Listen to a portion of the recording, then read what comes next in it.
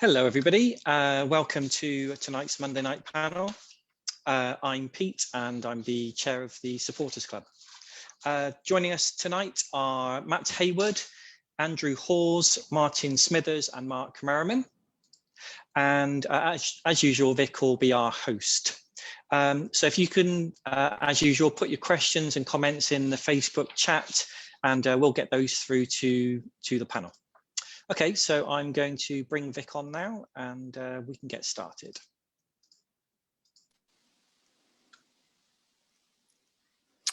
Pete, a very good evening to you. Hi, Vic. How are you doing? I'm very well. Thank you very much indeed. I trust you are too in these trying times. Yeah. Looking forward to tonight's panel. Should be a fun one. Yes, if that can be attributed to things at the moment, yes, fun would be the word. If we're lucky, maybe we'll get a transfer in the next hour. We never know, do we? Well, I'm just looking. No, not yet. No, not yet. Okay, well, what I'll do is I'll bring the guys on, and then I'll leave it to you. Thank you. All right. Okay.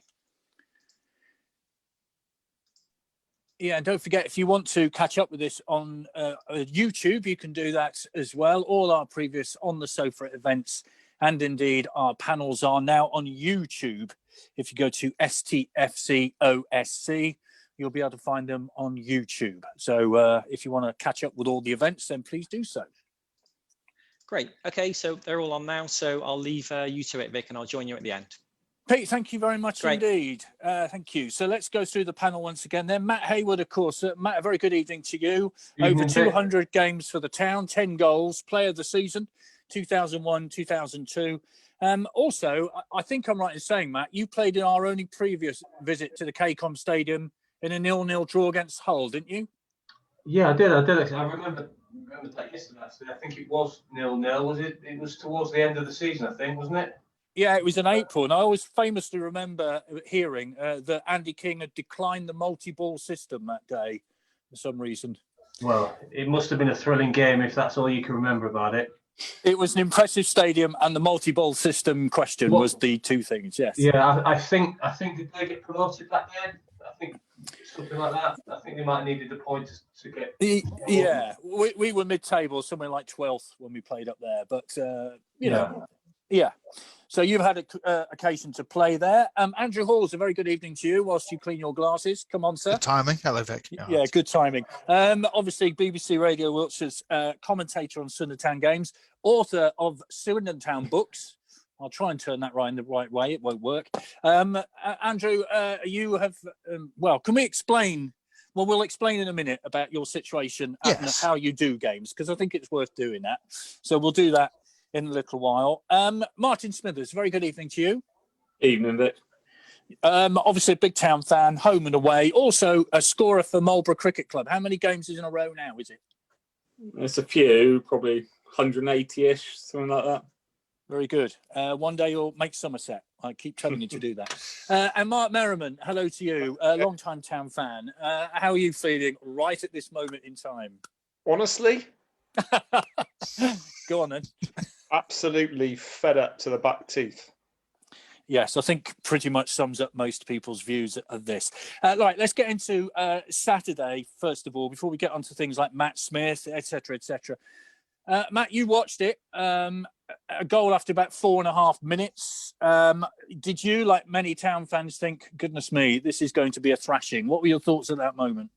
Well, I mean, the first thing I thought was, you go into a team at the top of the league, you've been struggling, and the very first thing they did from the kickoff was make a mess of it, have it blocked, and then the ball went out in the corner, and instantly under pressure after 10 seconds. And I know that would have been, that's like the suicide. You think, got to start tight with them home, and then I don't know how many goals Swindon have conceded within the first sort of 5 or 6 minutes this season, but it seems like a lot. And then from there, it was, first half, lucky to go in 1-0 really, and second half was obviously a bit better, but yeah, to concede after sort of 5 or 6 minutes is a sin really. Your microphone's a little boomy. I don't know if you can just do a little bit about that. It's just a little bit on the boomy side, but I've got no idea. I shall have a see. That's a little bit better. That's better. Yeah. Just in a bit. Yeah, that's better. Right, so that's Matt Hayward's professional view. I mean, you've been to that stadium, as you said. You played in that KCOM Arena. They're obviously a decent team. They're up towards the top. Keep it tight for the first 20 minutes. That's pretty much the lesson, isn't it? I mean, yeah. I mean, I know the game's changing, and it's it is a bit different now. But the same rules apply. Certainly when you're struggling, you go into a team who are doing well. Just be tight. Like I said, it's a little thing, the kickoff, but it sets the tone. It really does. I know some of the teams back in the day used to just pump the ball into their corner straight from the kickoff and just go, right, we'll play it there for the next couple of minutes. I'm not saying that's what we should do, but to immediately be under pressure and then concede. It was a poor goal to concede. Thompson just got caught ball watching and then threw his legs, and it was a bad goal to concede. Like I say, after 5 minutes, it's a cardinal sin. That. Andrew, it's an uphill struggle from there, isn't it? We should explain your situation at the minute, because I think, those who are watching on iFollow got the whole City commentators, and many people have thought, well, why is this? What is your situation at the moment because of the circumstances that we're in? Yeah, because of COVID and the lockdown at the moment, the BBC's made a decision kind of across all of local radio that it won't send reporters, commentators to away games. So at the moment for the away games, we're commentating via the sort of iFollow pictures back at base. We can still go to the home games, sort of cover the home games as normal, but that's kind of BBC pan wide across all of local radio, and a decision taken up much higher than I do. So there's bigger fish to fry than commentators having to watch pictures. So that's what's been decided, and that means because we're watching the pictures and doing the commentary remotely, there's no immediate way for the commentary to sort of be in sync with the pictures. It will be so far behind that it's not worth putting on there. I hope that all makes sense. Yeah, it does. I mean, I know I was due to come to Swindon last Tuesday to do the Plymouth game for Radio Devon, but because of what you said, I couldn't come. Actually, I'm quite glad I didn't now, to be fair. Mark, what was your view of Saturday? I think beforehand, the second half performance was better, as Matt said. And if we'd managed to sneak a goal, we'd have been very happy with a 1-1 draw, to be honest. But that start was a bit of a nightmare, wasn't it? I think the first thing I thought was like Matt, the first word that occurred to me, Vic, was again. 5 minutes, we're one down. Now, how often has that happened? We've had to chase games, and poor goal to concede. I agree with Matt as well. He set the tone for, literally the first few seconds when Masterson hit it into the opposition player and it went out for a throw. And why can't we start games on the front foot? You look at, particularly at home. I take Matt's point about, football is a bit different from his day. But at the same time, Swindon Town fans out here, we want our team on the front foot. We want them pressing. We want them in teams' faces, not sitting off and letting the opposition have the ball, as has been the problem for the last however many matches, particularly at home. Before you know it, we won down, and then you have a mountain to climb. Yeah, okay, we were a bit better second half. Didn't look like scoring, I didn't think. And they won the game very comfortably. It was a comfortable 1-0 win. It flattered us, I thought. Martin, what was your view? I just thought, as the others have alluded to, it was another game. We couldn't get a foothold in the game. Perhaps before the game, if you said we were going to lose 1-0 at Hull, you'd think, well, perhaps that's not a disgrace. But they didn't even get out of second gear for the whole game. I mean, it was one of the most comfortable 1-0s you could ever see. I mean, there wasn't much to get excited about. Payne had a shot late on, didn't he? But other than that, I don't think there's too much to report from the game. It was just really nothing. You couldn't engage with the match. You're watching the match and there's no spark, nothing to get excited about. It's really difficult. I mean, there's no fans there, so it's difficult enough as it is, but there's just nothing to sort of engage with the way we're playing. Andrew, what about that conceding early? Do you have any stats on that? How many goals we've conceded early on? By genuine unprompted fluke, I do. Marvellous. Well done. This is under John Sheridan, because there's sort of the Plymouth game as well, and I think there's one other game before that. But in John Sheridan's 16 games, we've conceded 6 goals in the opening 15 minutes and scored 1, which was Hallam Hopes at Charlton. So it is all too frequent that we're on the back foot. And we also, whether this is coincidence or not, we don't score in the first 15 minutes of the second half either. I haven't scored a single goal in that time. Sometimes these are sort of statistical quirks, I guess, from kind of, just distribution of goals pretty randomly. But I wonder if there's something in that. So in the first 15 minutes of each half, since John Sheridan took over, we scored one goal, and that is the one at Charlton at the start. Matt, as a professional, then you can go inside the dressing room for us, because we've never been in there, so we don't know. But how much is down to the manager, or how much is it just down to the players, systems? What is it? Well, it's got to be down to both the players and the manager. And, to be honest, from the interviews that I have seen and from what I have seen of John Sheridan, he doesn't exactly inspire me. So I'm not sure that he inspires the players. He doesn't seem to be a sort of arousing type fella. He seems quite a dire, he doesn't come across with, inspiring talk and he's, I don't know, quite negative in his press conferences and stuff like that. So, I can't imagine him really getting the players fired up to go out first 10 minutes and, and fire out blocks. But, like I say, not scoring in the first 10, 15 minutes, not so much of a problem, but it's the conceding at the other end, because that just comes down to the concentration thing. And like I said, the defending from Thompson and the likes of the ball forward, he's obviously very athletic, but he got caught sleeping, and it was a terrible goal to concede. Yeah, Mark, I mean, this is from Pete. Under what scenario does the panel honestly think that we will change manager? What's your view on this? I got a feeling I know what your view is, but do you want to tell us?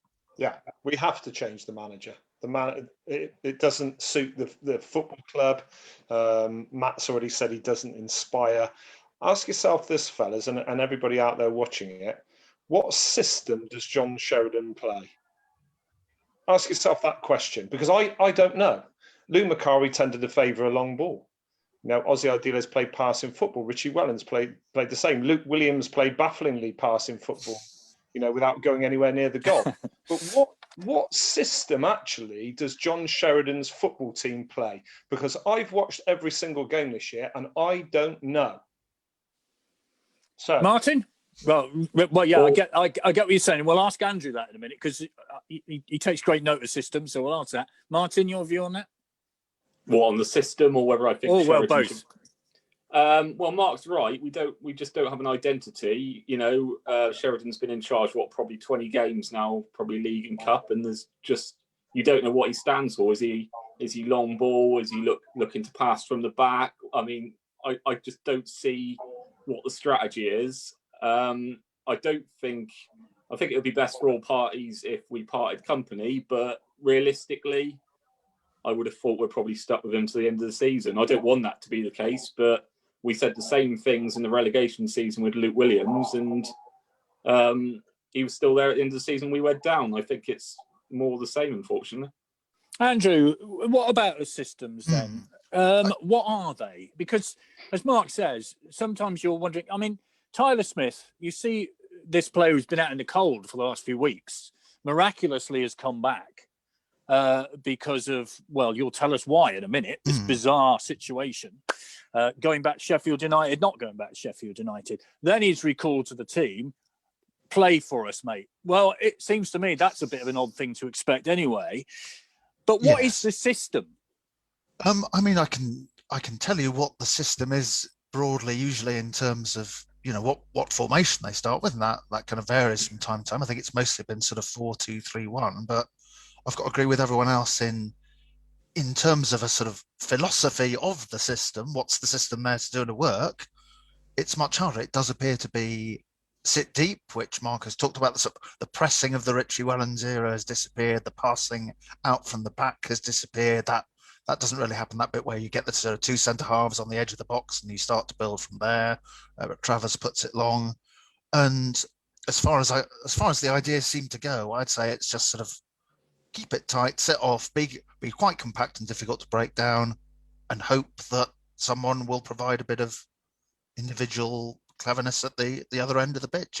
Jai Simi will do something magic, or a defender will make a mistake. So as much as I can sum it up, I'd guess that's what it seems to be anyway. I don't know how convincing an answer that is, to be honest. Matt, what do you need if you're a player, right, in the dressing room beforehand? Do you need the manager to say to you, "This is what we're going to do," or do you develop it through the game? Tell us how that works. Well, I think you need a framework, you need a structure. I mean, I think about some of the managers that I played for when I first started playing at Burnley and coming through into the first team. Stan Turner was the manager there, and he had a way of playing that had got him however many promotions from the lower leagues, and it was no messing around at the back. Basically, centre backs would give it to full backs who did it in the channel, or centre halves did it in the channel.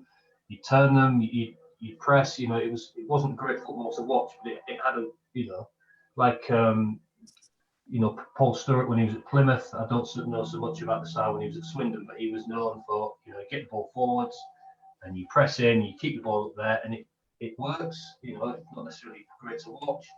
And then, like you said, if you know that you're passing out from the back, you know that your defenders split, your fullbacks push up high.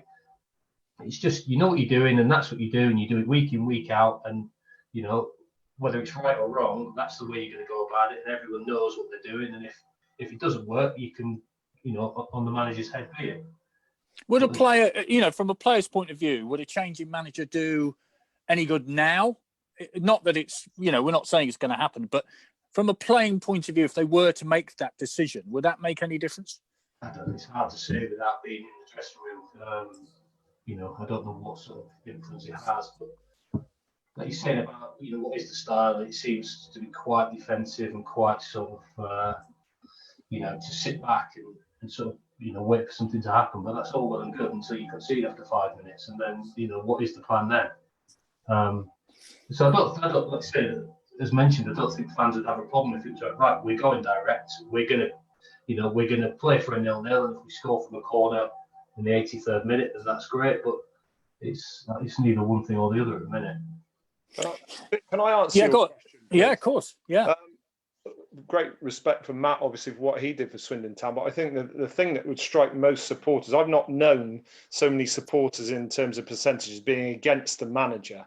Yeah, so I would say the answer to your question is the weight of the world would be lifted from the players' shoulders if he went. That's how it feels to me. I mean, get somebody else in, a Paul Caddis even, who might be able to galvanise the squad for the rest of the season.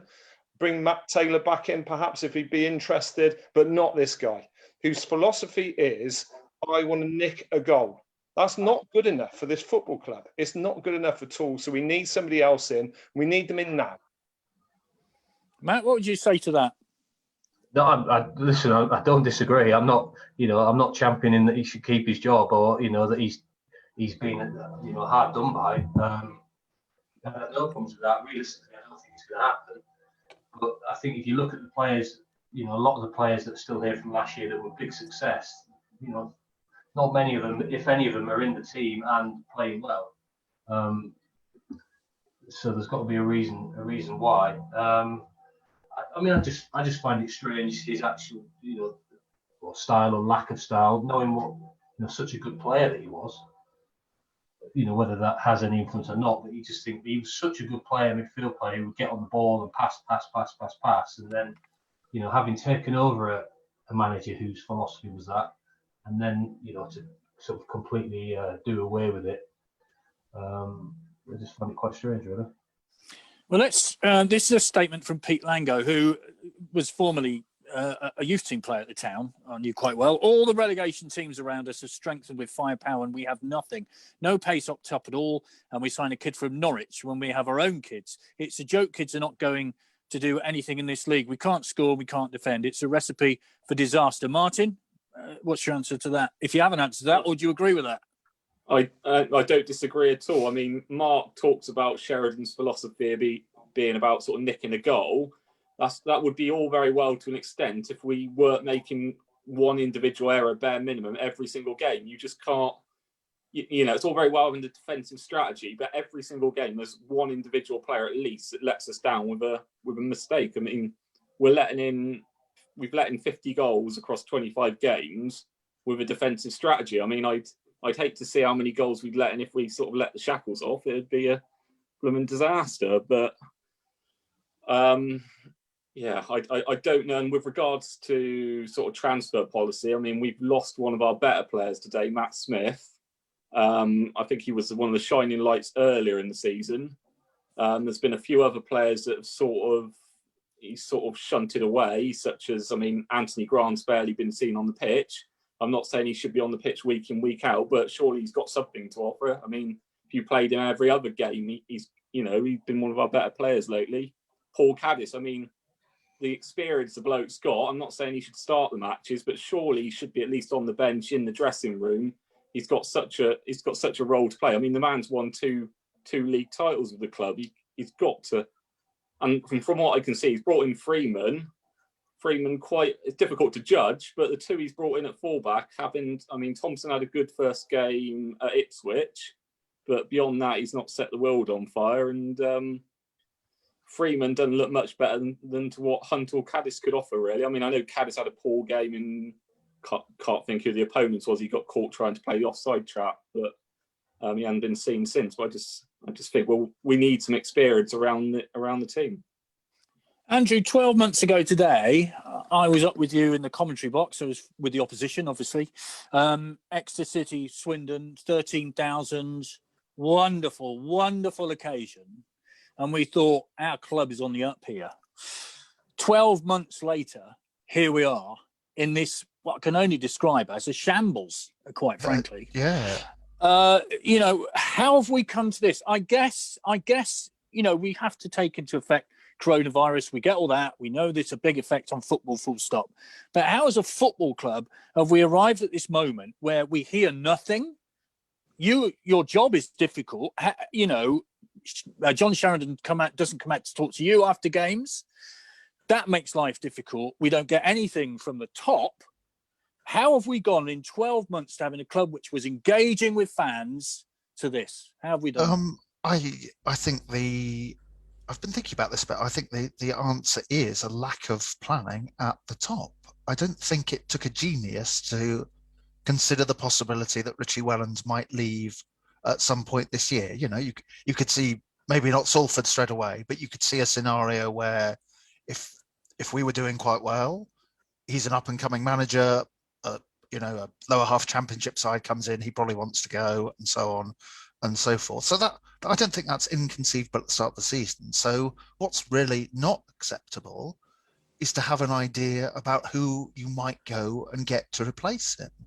And when you do go and get someone to replace him, the fact that you appear to have brought in someone who's got a completely different style and who's got a very different personality as well. So I think on a footballing level, you can look at the recruitment and what's happened with Tyler Smith as well. So I think those two things, the sort of players that have been brought in, the way the transfer business has been done, but it's that kind of succession planning thing, or some kind of idea beyond who the manager is about how we want to play, the kind of players we want to get in.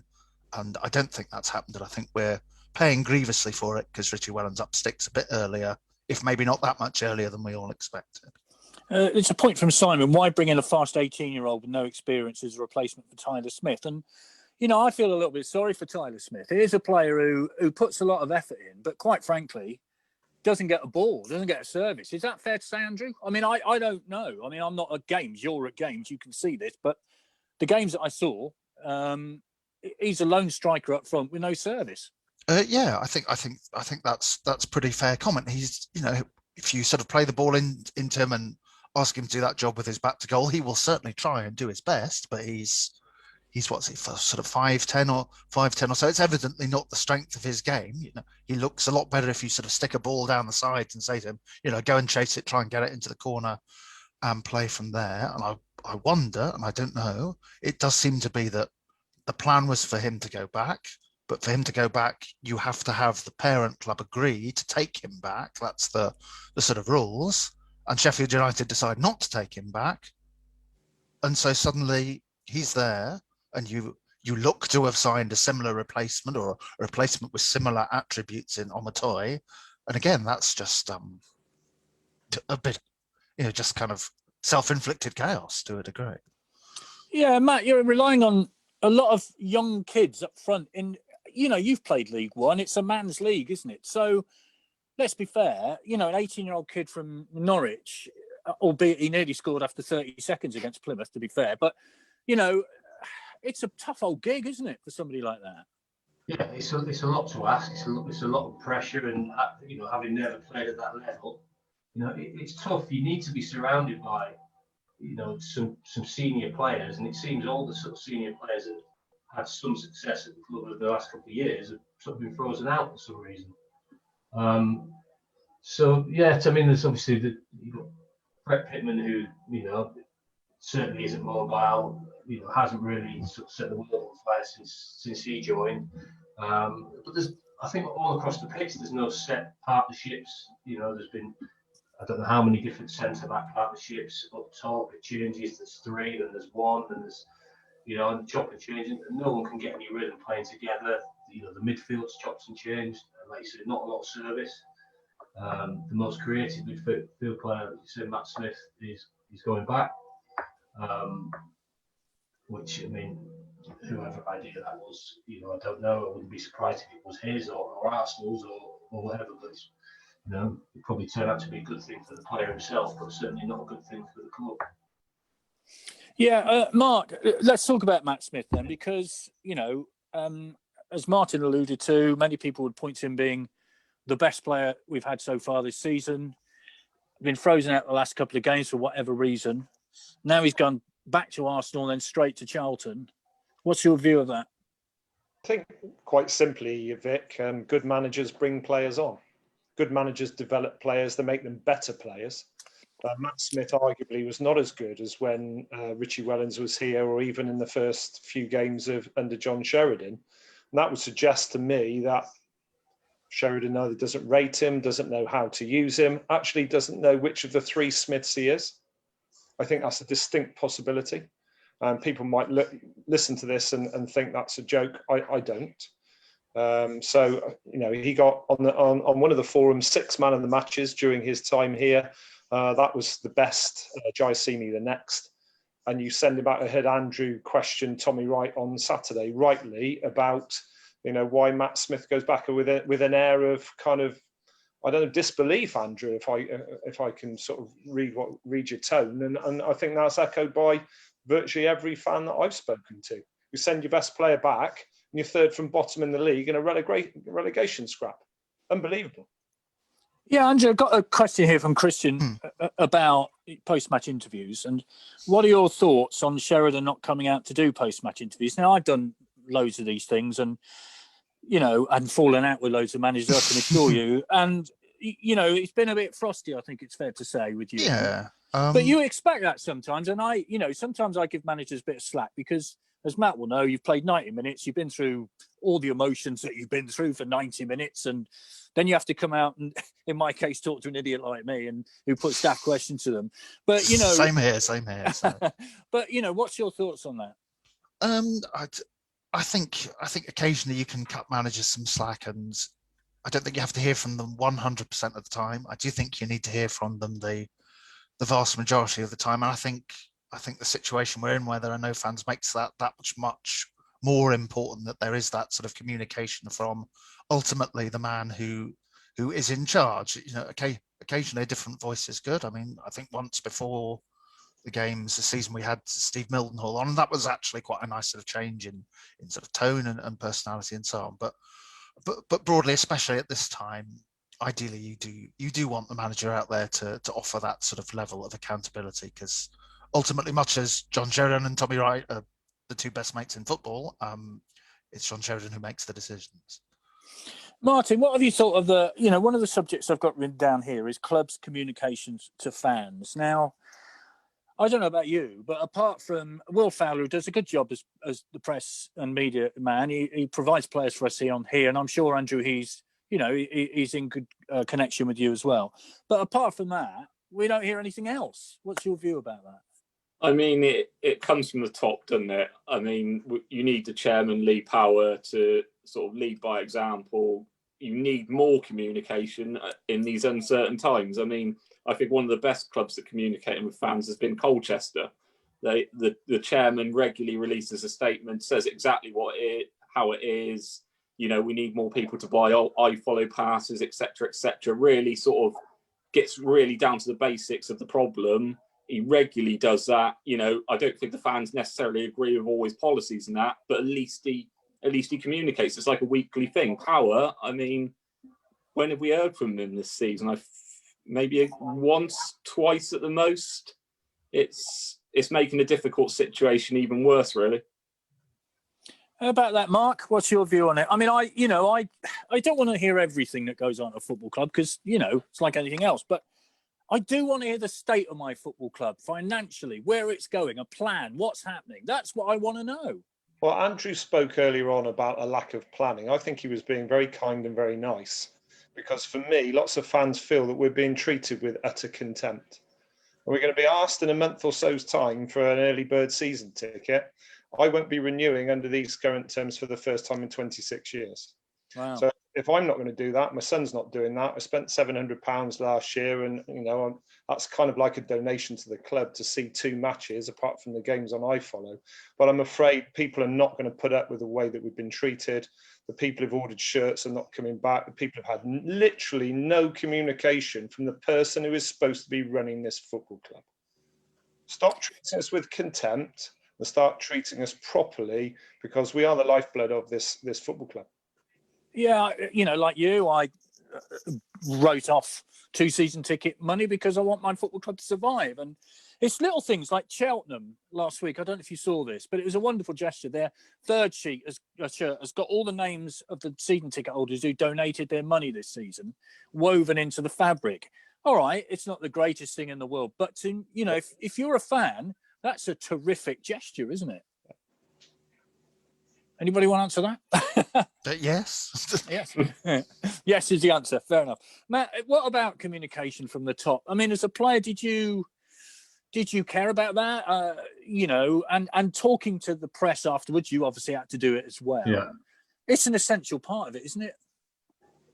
It is, yeah. And, as Andrew said, you'd expect to hear from the manager the majority of the time, but certainly, straight after the game, he's the man that's got to answer the important questions. He's picked the team, he's set them out. But I just think his whole sort of fresh demeanour right from the start hasn't been great. He got off to a bad start by the fact he didn't even smile in his first photograph holding the shirt, and instantly the fans got onto him about that, and just the things he said, about he's here because he's obviously not a great manager, that's why he's at Swindon, and then saying the players are they're not Premier League players, that's why they're at Swindon. It's just, you sort of understand what he's trying to say, but there's ways of saying it, and as the manager of the club, perhaps it's not the the brightest thing to do, sort of rile the fans even more. But yeah, like coming down from the top, I mean, it was a bit different in my time. We didn't really hear much about the financial rules of the club, just every now and then when we were going to get paid or some part of our payments. I mean, as much as the club might be a shambles now, it was probably more of a shambles when I was there. Yeah, there was a famous game at Brentford, wasn't it? When 10 minutes from being closed down, I think, wasn't it? And you think you went out and got a draw that night, wasn't it? Yeah, I mean, I don't think we knew about that till after the game. But yeah, as I've said probably numerous times before, it was commonplace for us to get called in for a meeting and told we were going to get a cheque in 3 weeks with 50% of our wages, and the next to be after the next home game when they got some revenue. But thankfully the club, as far as we know, isn't in that sort of financial trouble now. But it's there's definitely some questions to answer. Follow on from your point, Mark, about not renewing a season ticket. Derek Elston, who many of us know very well indeed, lives in Northampton and has followed the town home and away for goodness knows how many years, to Carlisle on a Tuesday night after being in hospital, all that kind of thing. Like you, Derek says, I will also not be renewing after 45 years of having a season ticket. Now, Derek is a wonderful person, and to hear him say that has to be a major worry for the football club, doesn't it? Mark? Yeah, you're asking me, but yeah. Yeah. Yeah, I mean, yeah, you do it with a heavy heart, don't you? I mean, I've sat in the same seat since the Don Rogers stand opened, and before that I was on Stratton Bank. I've been a fan for 47 years, but I won't be treated like this. I won't be treated with contempt, and I know many other people feel the same. I'd like Lee Powell to come out with a statement and tell us what direction this football club is going. He will not sell season tickets with John Sheridan as a manager, I guarantee it. So has he got a plan? Andrew referred to a plan or lack of it earlier on. Now's the time to tell us. There's 21 games to go. Can still save the season. I reckon there's enough quality in the squad to keep us up, not with this manager. Martin, what's your view on that? You're a season ticket holder. What are your thoughts on that? Yeah, I mean, I think a lot of people won't renew. The club's got to pull a rabbit out of the hat, really. I mean, there's a pandemic, so people's finances are stretched as it is. Like Mark says, you're not going to sell season tickets with John Sheridan in charge. He's going to have to come up. It's going to be difficult. The club's finances are surely stretched with the pandemic, but he's going to have to reduce the prices, isn't he? I mean, I don't think he will, but that's the only way. You're going to have to come up with some bumper deal. I mean, a lot of people paid £350 for a season ticket and got him for 2 games. So they're basically £320 down, aren't they, or something like that? Having just passed the 65 years of age thing, mine's cheaper. How marvellous is that? Andrew, right? Let's talk about this now.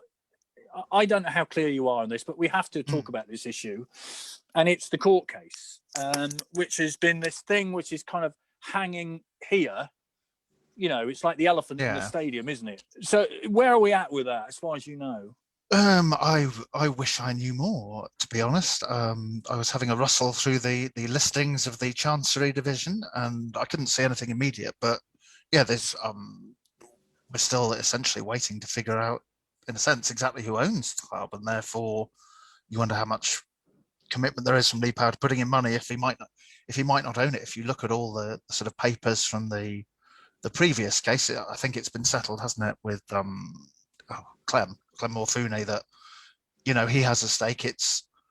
But Michael Standing / Gareth Barry have clearly given money, if you read the papers, to help out earlier on, and it's kind of what stake they have. So you add that again to everything else, the fact that the ownership is not clear and is going to have to be resolved through a court case, and that just makes things even more complicated. But in terms of knowing the exact nuances of it, I must admit it's been a struggle for me to find out. Mike says, is this situation making it plain that Lee Powell just wants rid of the club, even if he's to sell a League 2 club? Only planning is for the training ground. Is that because there is a good profit in it? Well, there is. I think planning permission's been granted on that, Andrew, hasn't it? Yes. Training ground. Yeah.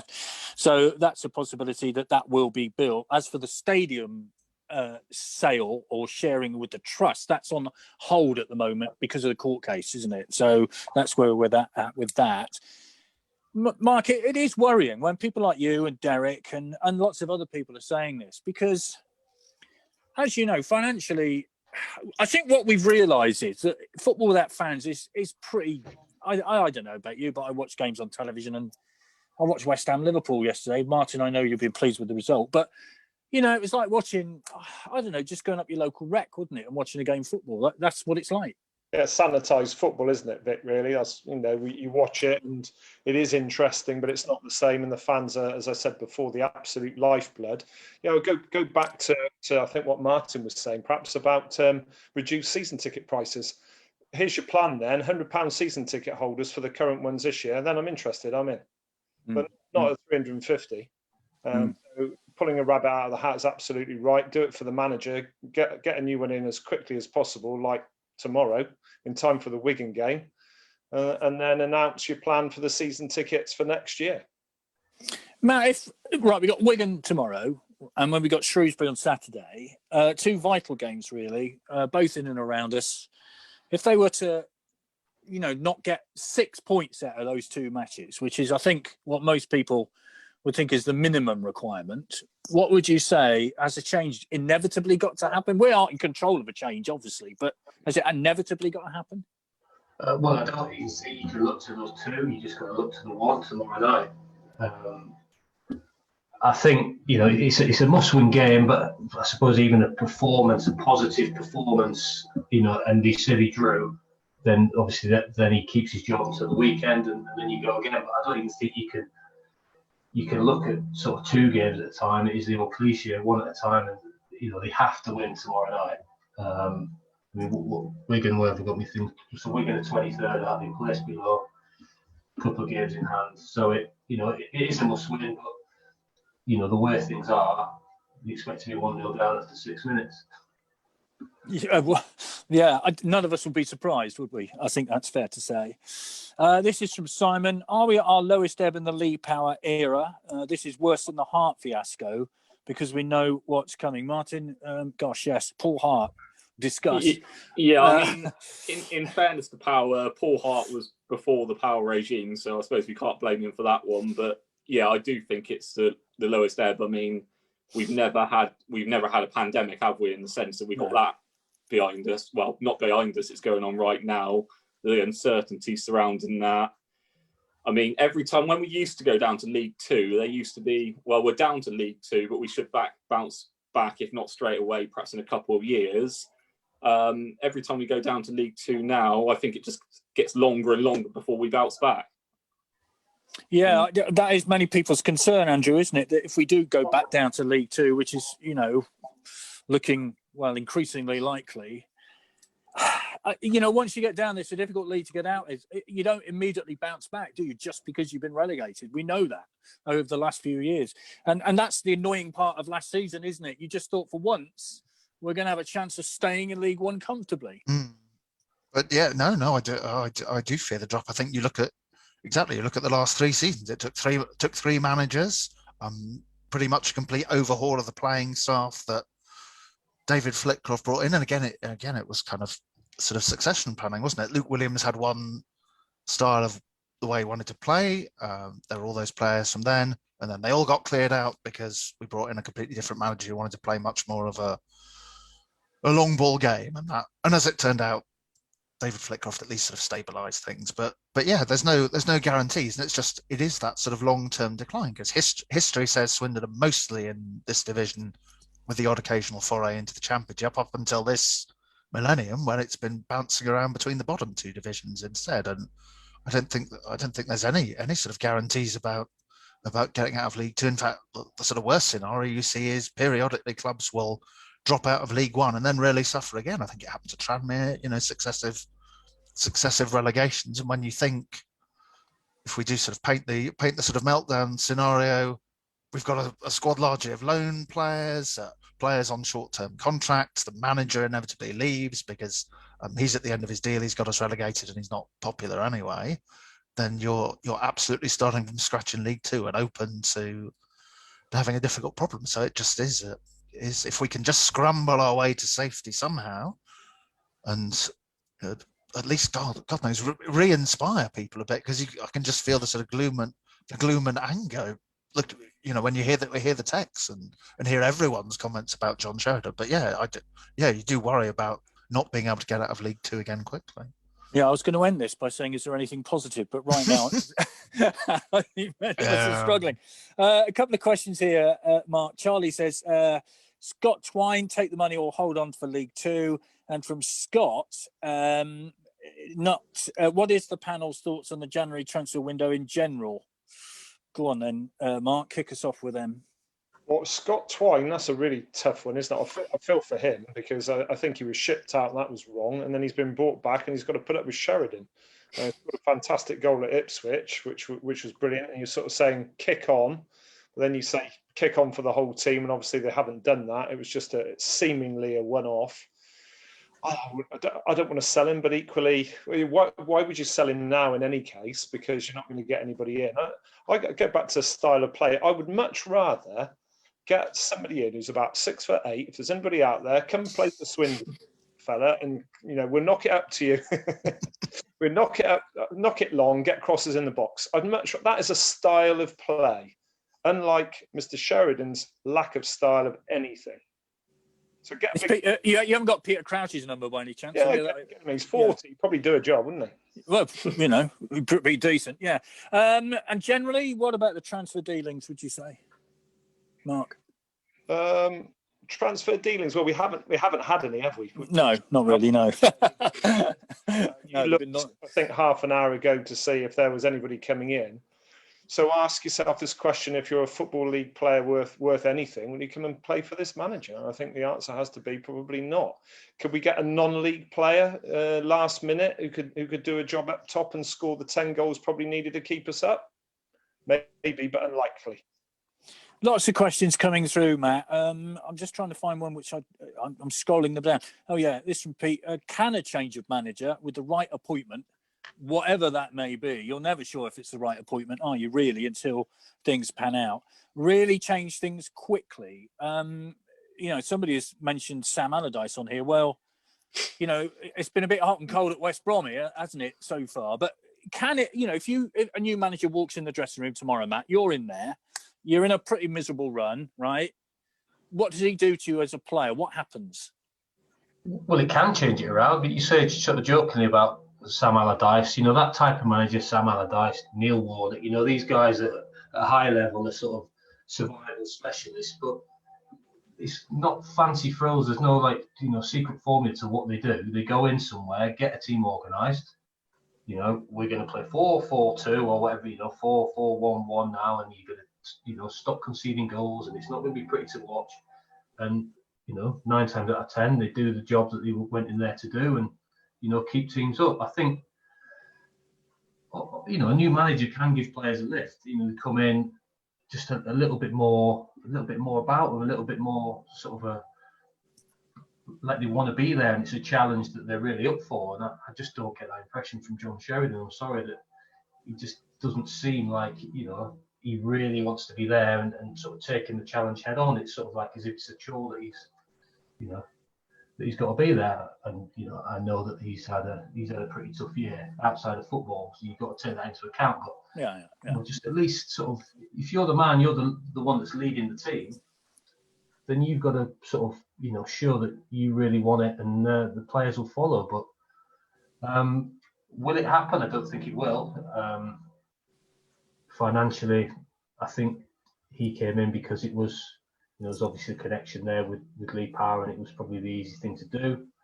A new manager coming in now, the squad's already sort of inflated. So, without any time to do anything, bring players in, I don't know whether it'd be a success or not. Looking at the sheet here, I had a little write down before, and I think I counted, you've got 8 centre-backs, is that right? Something like that, yeah. 8 centre-backs in the Andrew's squad. counting in his head now, look, I can see him. I might be wrong, but I think I've got 8 down there, and that's just, that's ridiculous. Yeah, lots of questions coming out, and I'm going through them as much as I can because there are a lot of them. And it says here, this is from Wayne, and I don't know whether it's just rumour or what, but can I ask the panel, with players not believing in John Sheridan's management and leadership, and all senior players tackling over this in a meeting, which may or may not have taken place, we don't know, and it being dismissed by the manager, how can we expect to see the best from the players with players so much against the manager? Would that have happened in your day, Matt? If you disagreed with something that Andy King had said to you, would senior players have all got together and gone and said anything to him? They'd probably said it to him there and then, and had a bust up with him.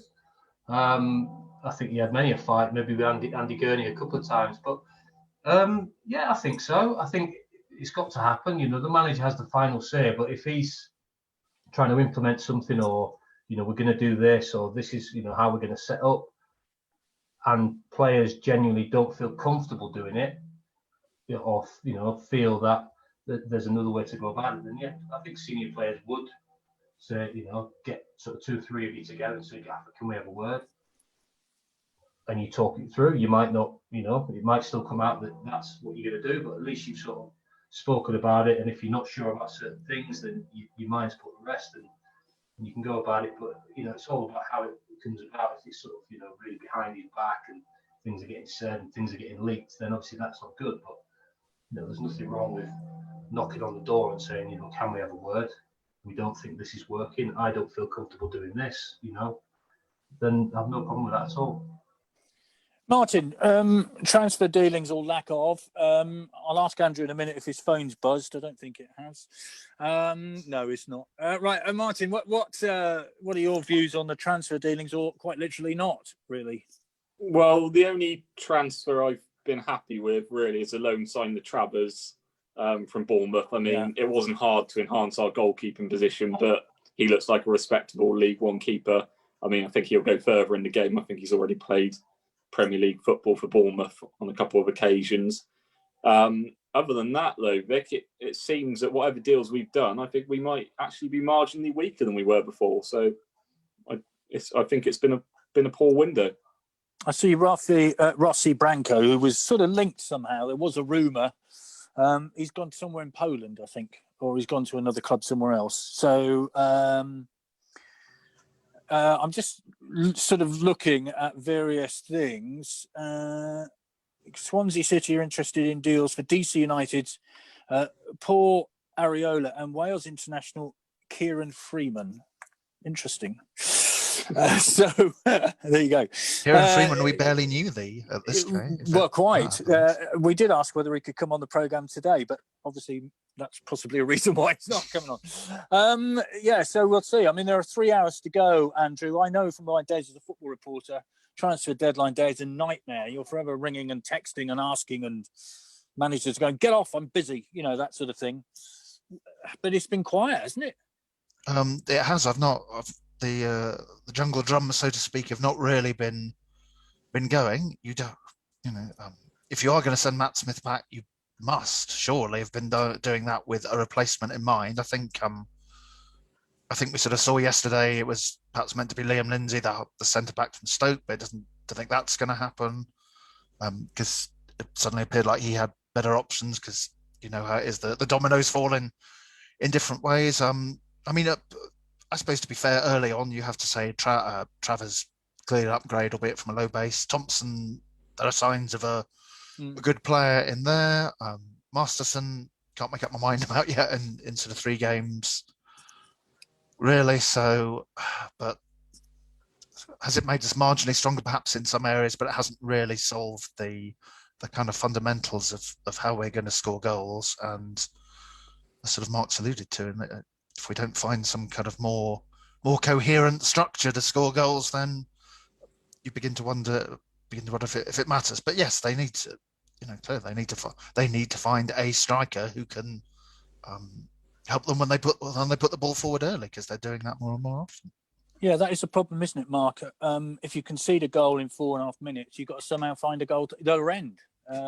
Apart from the effort by Payne in the second half, which was a difficult one and straight to the keeper, I can't remember a decent effort. No, it all smacks just all of this of us limping sadly back into League Two and going down with barely a whimper. And I'm afraid that isn't acceptable for loyal supporters. We're just not prepared to put up with this kind of treatment. You've got to at least try, haven't you? Not like the Paul Hart era where you're basically accepting relegation. I'm sitting here, I don't accept relegation, and I would appeal to the players at Swindon. Can you actually try to stay up in spite of Sheridan if he remains here? Not because of him, but because you have something in you, some fight and some spirit. And to be fair to them, I think they have shown that for most of the time. I just think they're bewildered. They're bewildered by his tactics or lack of it. They don't know what they're doing. They don't know where they're playing. They don't know what style they're supposed to be employing. So I appeal to those players. It was hard won last year. Fantastic year for all concerned. You alluded to 13,000 extra this time last year. One of those times back. And if we can stay up somehow, as Andrews alluded to earlier on, that would be some feat. So come on, Swindon Town players. Can you pull together? Can you unite under a cause, Anthony Grant, Paul Caddis, whoever it might be, and keep us in League One? Because we still have enough talent, I believe, in the current squad to do so. Liam Lindsay's gone to Preston, apparently. Their centre-back is being linked with Liverpool, isn't he? So that would make sense. I don't know. Matt, where are we? We got 5 minutes to go. So is there anything positive? Can you see anything positive out of this current, well, I don't know what to say, situation? Let's leave it there. No.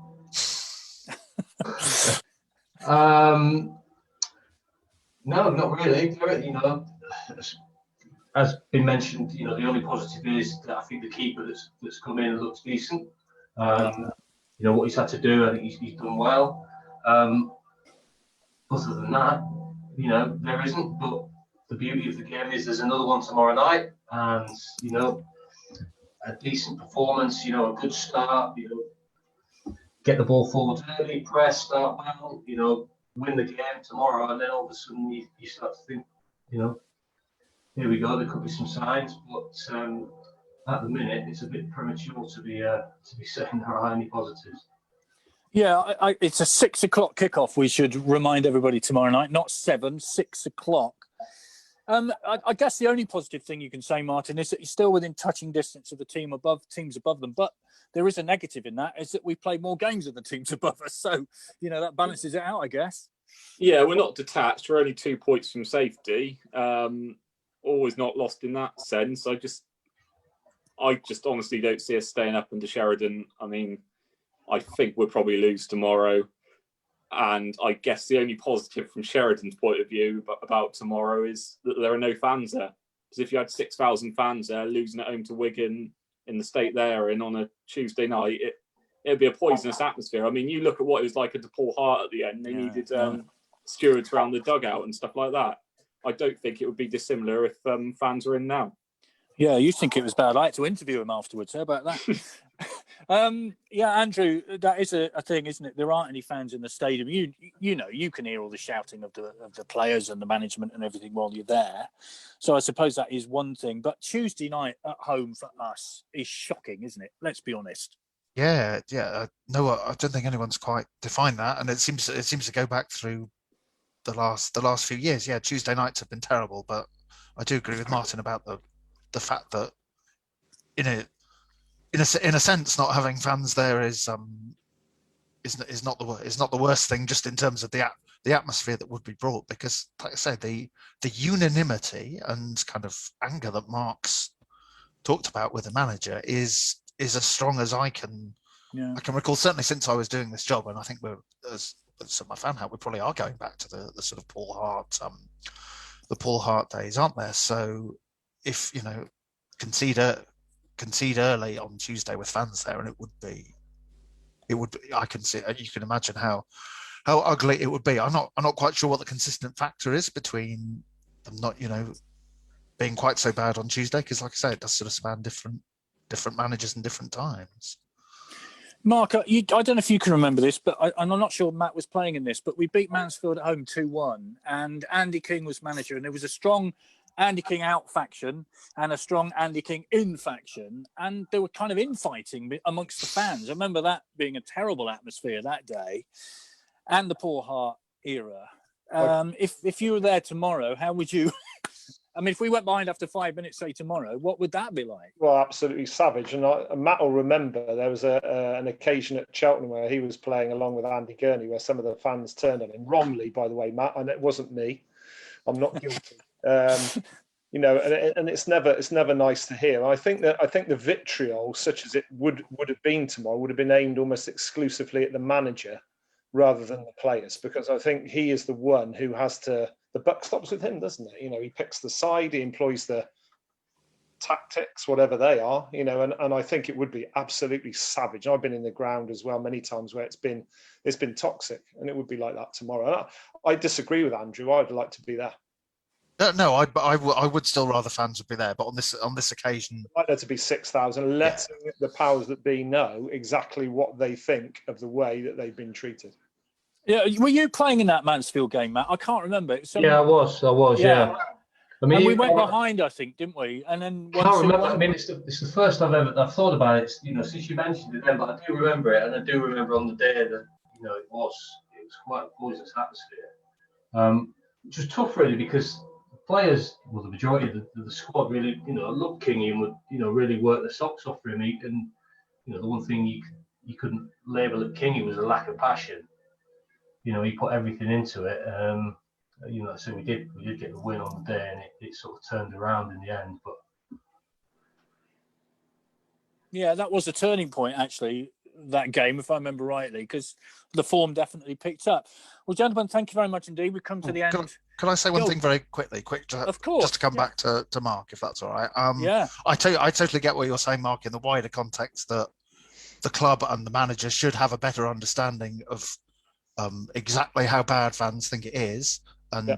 from that point of view, it is bad that fans are in there. I was kind of talking in the narrow footballing sense. It might be better, but in the wider point, I do agree with you. So Yeah, personally, I have to say this is one of the low points. And my goodness me, over the 50 odd years I've been watching Swindon, there have been some low points, but this is pretty much one of them. All right, one word from all of you then. Tomorrow, win, lose or draw. Andrew? scrambled win somehow. Mark? Win. Matt? Draw. I'm going draw. Sit on the fence. Okay. Martin? Sorry, Vic, I think we'll lose. Fair enough. Okay. Thank you very much indeed, gentlemen, as always. And I think feelings are pretty strong right now. And if we could get a win tomorrow night, maybe that would ease us just a little bit. But I still think feelings are as strong as I've ever known them. Pete, are you coming back to us? Yes, I am, Vic. Yes. Yeah, that was good therapy, wasn't it, everybody? Yeah, lots of, yeah, we need it, I think, at the minute. And sorry if I didn't get to your questions, but we had loads, I think, tonight. So Yeah, we I had think we tons tried- coming in. Yeah, absolutely. we tried to get to as many as we possibly could. So thank you very much indeed for that. Okay, so thank you very much, everybody. We're going to be back next week, which, depending on how Tuesday and Saturday go, will be very interesting. Pretty depressing. Yeah, I think we had our highest number of people watching in the season for a regular Monday night panel. So I guess that shows what people are thinking. They want to know what's going on. So The fee remains the same, by the way, gentlemen, whether we've had a lot of people watching or not. It's still the same pay. yes. Free therapy. Right, so we'll be back next week, Vic. So I want to say thanks very much to all the guys on the panel and for everybody watching and listening. Thanks very much.